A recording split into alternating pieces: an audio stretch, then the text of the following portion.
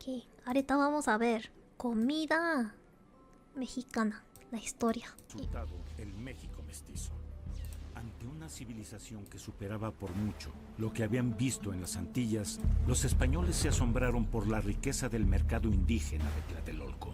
Era común que hubiese pescado del Golfo, del Pacífico, de las distintas regiones de Mesoamérica, cacao traído del Soconusco, algodón que venía de Morelos, de Veracruz, de distintas regiones, en fin, una riqueza de productos en general y de riqueza alimentaria en lo particular, mucho mayor de lo que habían estado acostumbrados los conquistadores en la propia España.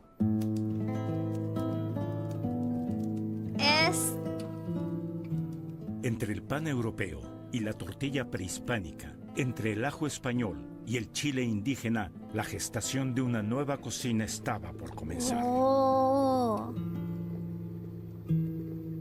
Chiles.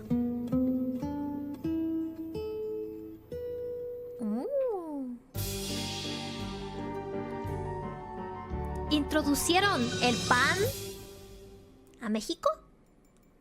¿Desde Europa? ¿O el pan ya de por sí se hacía? ¡Ah! ¡Ah, me espanté! ¿Qué hizo así? Tras la conquista de México en 1521, los españoles trajeron desde el Viejo Mundo una variedad de nuevos productos que incluían frutas, hortalizas y cereales, pero también algunos animales como gallinas, cerdos, Pollo, ovejas, reses y caballos.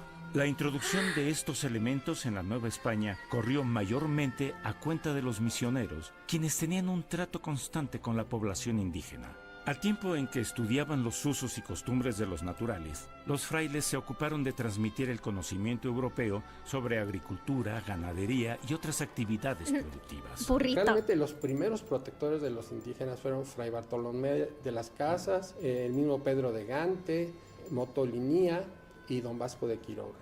Entonces alguno de ellos en algún relato dice, hay que enseñarles catecismo, ¿sí? Y también hay que enseñarles el idioma. Pero lo primero es que hay que enseñarles a sembrar, hay que enseñarles a cultivar el campo, hay que enseñarles a producir alimentos. Oh. A veces tarde y a veces temprano, la adaptación de las plantas europeas llevó hasta las mesas novohispanas cítricos como el limón y la naranja, hierbas y especias como la albahaca, el cilantro, el jengibre y la canela, y frutas como la manzana, el melón, la piña y el plátano, algunas de las cuales habían pasado a Europa desde Asia y África. El cronista español Gonzalo Fernández de Oviedo tomó nota de la evolución de estas plantas en la Nueva España. Entonces dice, las coles y las lechugas costaron mucho trabajo aclimatarlas. Llevábamos la simiente de Sevilla, las plantábamos, pero después tardaron mucho tiempo y a veces no se daban, teníamos que volver a traer las semillas para que se dieran.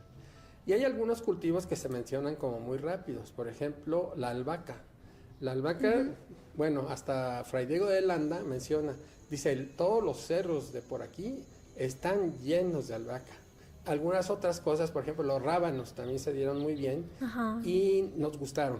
Los incluimos en el pozole, le ponemos los brotes o las hojas al mole verde o al pipián, ¿verdad?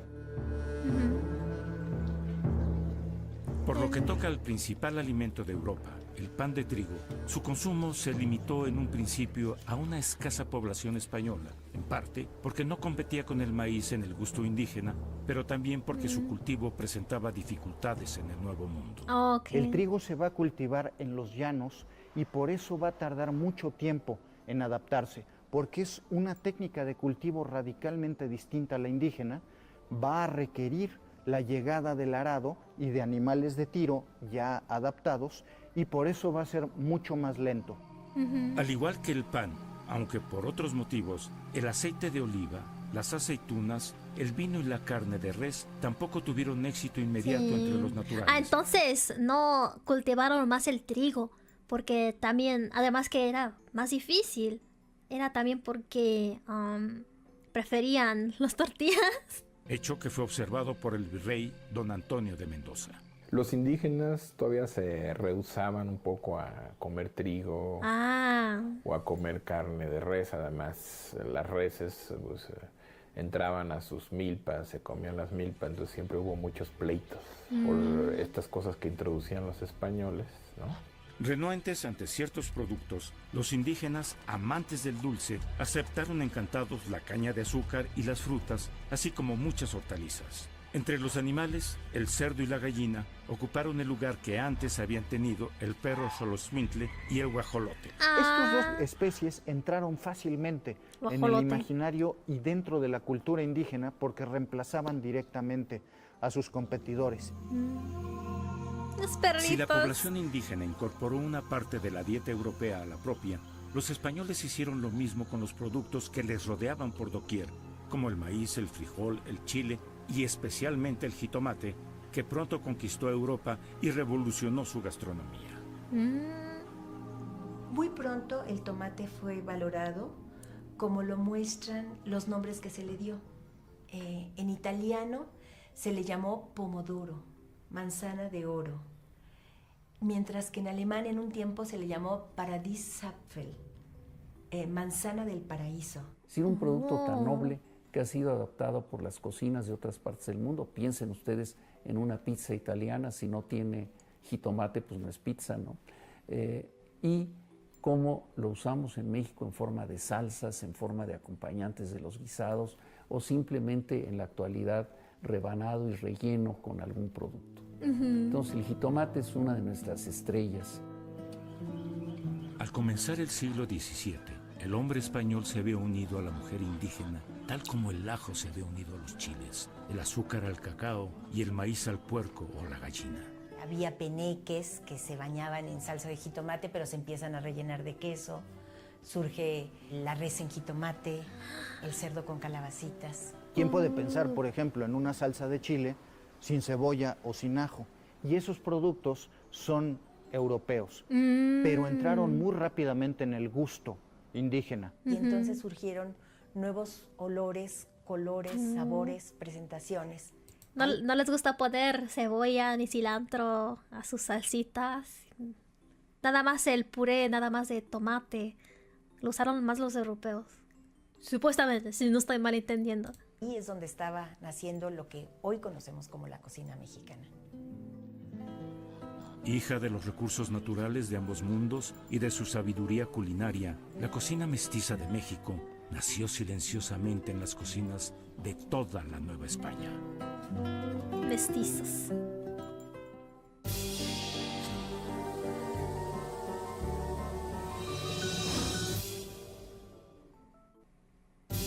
Ay.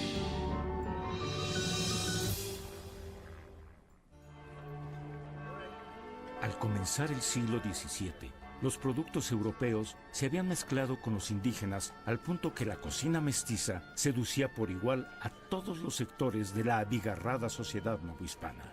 No sin antes vencer a algunas resistencias, incluso el pan de trigo se hizo de un lugar en el gusto de los naturales que pronto mostraron su habilidad con la masa.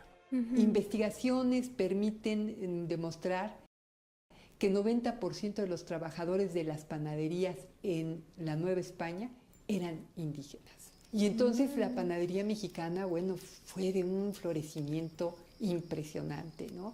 Los bizcochos se fueron haciendo, los panes de dulce, incluso en las casas, en pequeños amasijos.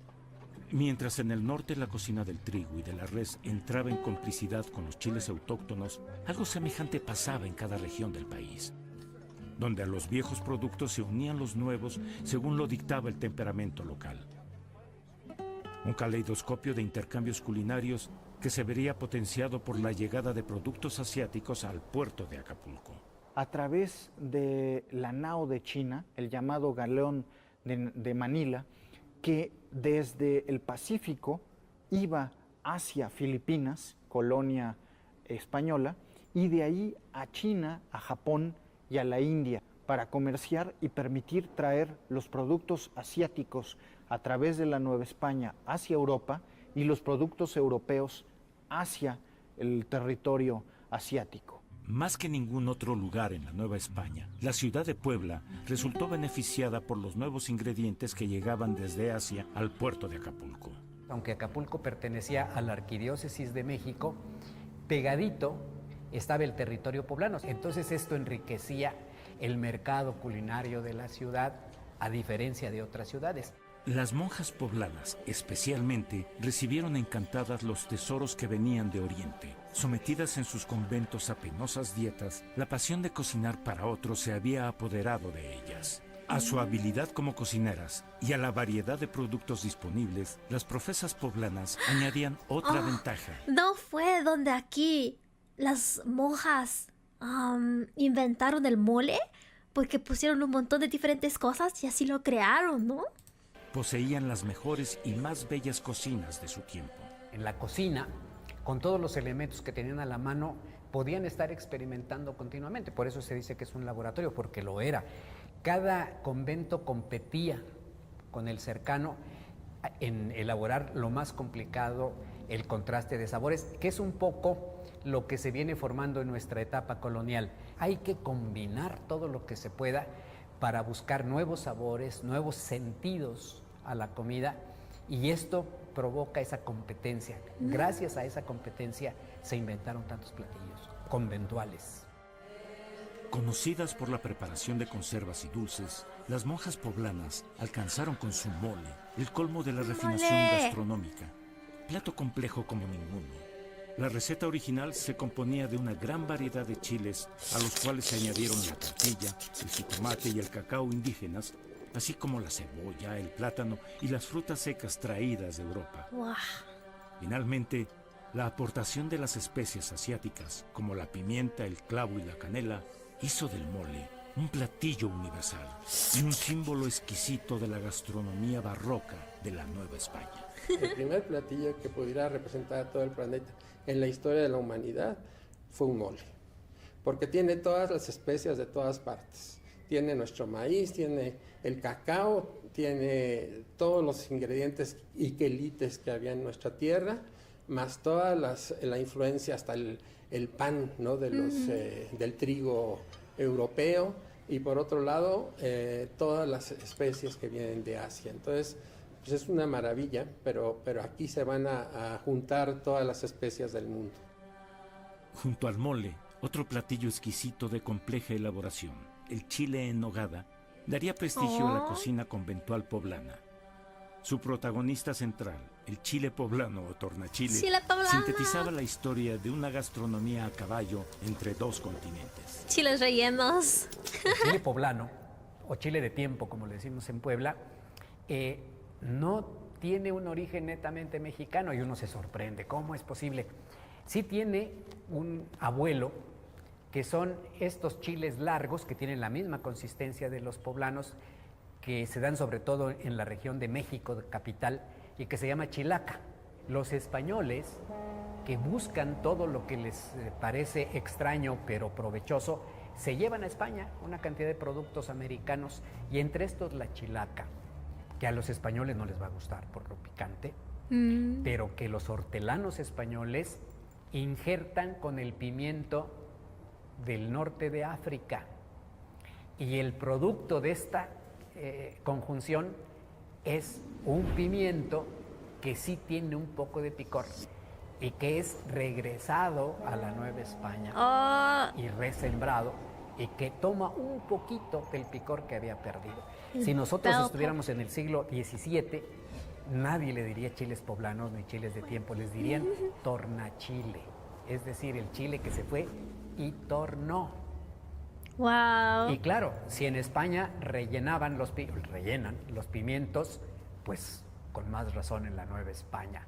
Entonces se va a inventar, llega Gordo, con el espacio suficiente para llenarlo de lo que se quiera. ¡Queso! Y las monjas pues lo van a inventar rápido. Chiles rellenos. La noche del 15 de septiembre de 1810, en el pueblo de Dolores, Guanajuato, el párroco Miguel Hidalgo convocó a la insurrección que terminaría con el prolongado dominio español sobre el país. La maravillosa cocina forjada durante 3 siglos de paz estaba a punto de sortear muchos años de guerra. ¡Wow! Otra parte más. Wow. Yo nunca sabía que el chile poblano era un mixto. Era un mixto de el bell pepper. Y así se hizo más gordo el chile.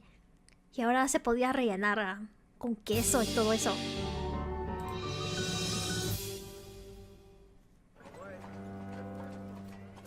El 2 de agosto de 1821, poco antes de consumar la independencia de México, el libertador Agustín de Iturbide entró a la ciudad de Puebla al mando del ejército trigarante.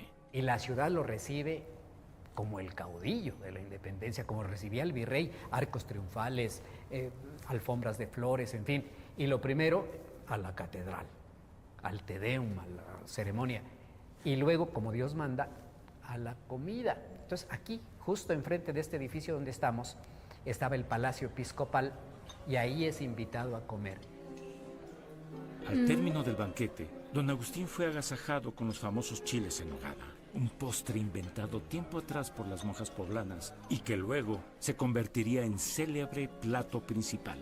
Los organizadores del banquete le piden a las monjas de Santa Mónica, del convento agustino, que les preparen el postre y ellas, con muchísimo ingenio, sacan los chiles en nogada rellenos de fruta como postre y lo único que le añaden en honor de Iturbide es ponerle perejil y granada para que junto con la nogada formen la bandera de las 3 garantías. Y claro, dicen, le gustó mucho, le encantó, pues como le iba a encantar un platillo de esa categoría.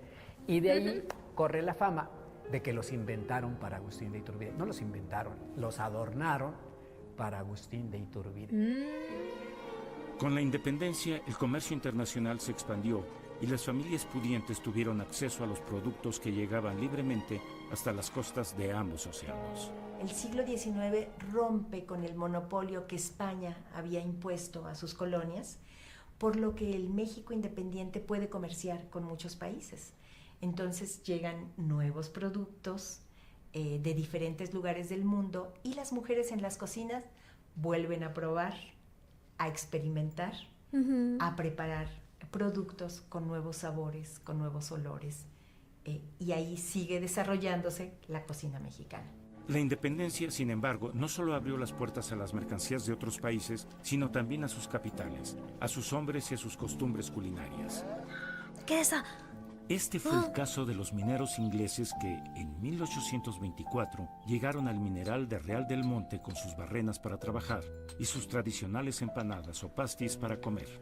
Una costumbre que dio lugar a los famosos pastes del estado de Hidalgo. Ellos hacen los famosos pastis ingleses, que es una especie de empanada que usaban los mineros, porque como tienen una especie de huesitos en las puntas, entonces lo tomaban de las puntas, se comían el centro y las 2 puntitas las tiraban y no contaminaban con las escorias de minas que pueden ser muy, muy venenosas, muy tóxicas, no las podían consumir. Querían que las cocineras prepararan sus pastres, que eran rellenos de carne molida.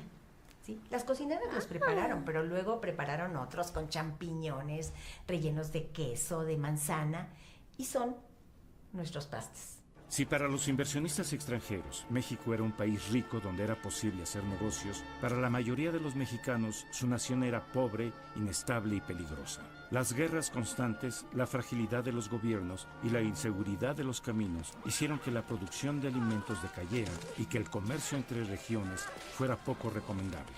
El siglo XIX es un siglo de convulsiones. Oh, ya terminó. Ok, entonces las empanadas. Bueno, las empanadas como de pastel, o ¿cómo se dice? Pastries. Eran más creados para los mineros. Para que sea más fácil para que ellos coman. Aprendí mucho.